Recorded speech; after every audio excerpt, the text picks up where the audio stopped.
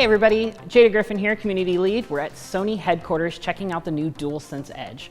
All the new features that they've shown off in the trailers and on their website, it's got what we hoped for. The customizable profiles for different games, all the different button mappings, everything you think this controller can do, it probably can.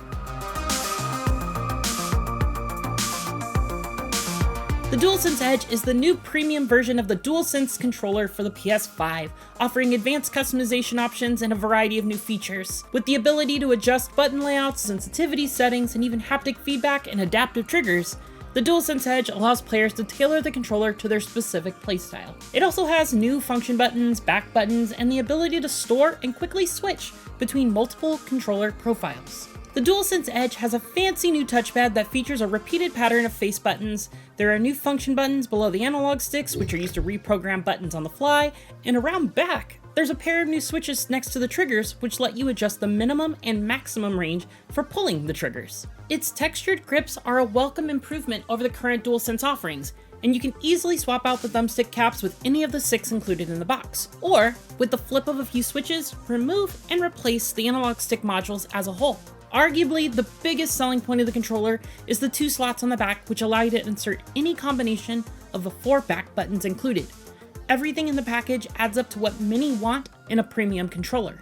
Connecting the DualSense Edge adds a new menu to the PS5 settings section where you can customize the controller's inputs. You can disable or double up on button inputs, swap almost any input to another, and adjust dead zones and sensitivities. An on-screen image mirrors your inputs, giving you an easy-to-understand visual representation of what you're doing on the controller and how it will affect the output. This made it extremely easy to make minor or major adjustments and immediately understand how it would affect my actions in-game.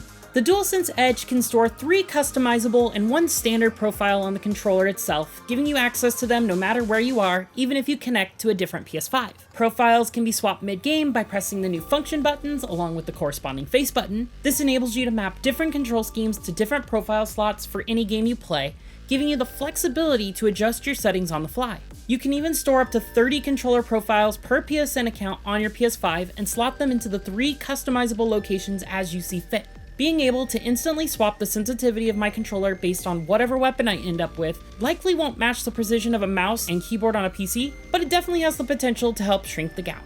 The DualSense Edge is slightly heavier than the baseline controller, but it's balanced quite well, moving most of the weight to its center so it's hardly noticeable. The new function buttons are easily accessible without obstructing your standard inputs, and give customization I've never had before in a controller. The controller's new back button options are also likely to be popular, as they give you access to 2 additional inputs for games that require a lot of inputs, or controls that you want to access without having to take your thumb off the analog stick. You can use them to mirror another button, giving you 2 options for that designated input, or unbind another button in favor of using the back button for its input.